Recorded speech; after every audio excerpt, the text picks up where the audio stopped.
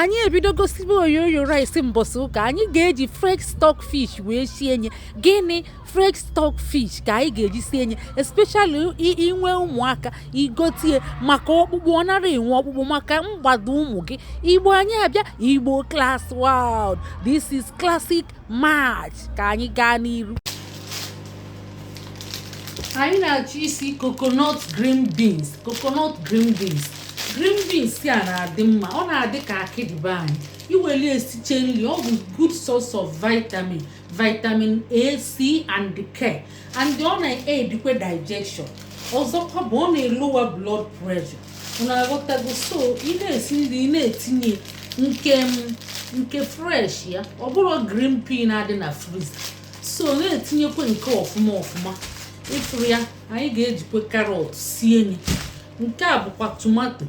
Anyị ga-eji nke a wee stew, wee wekwela azụ. Ifuru ya na azụ anyị ga-ejikwe sie nri, wekwele nke a sikwe nri. Nke a bụ chicken. So ka anyị bido sibe. Kịta ka anyị bịa bie onions a. Ebicha onions a, wụnye anya na anụ na-esi. Ebicha onions a, awụnye anya na anụ a na-esikwa, awụnye na azụ a na-esikwa. Ọ na-ara. Taa bụ taa. Weekend ka eji esi ihe niile.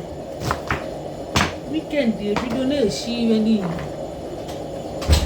Ndị be anyị, ka anyị na-ebi yabasị, ebi alụbasa, ebi onions, ka anyị na-esizikwe na mgbe anyị sicha, anyị ga-eme ka unu mata. Afa m bụ Lolo Nneka Ijelens. Ọ bụ na mba Eliza ka nsi na-ewetela unu ozi ọma, nye na anyị akara ịfụnanya ma kesakwa ndewo.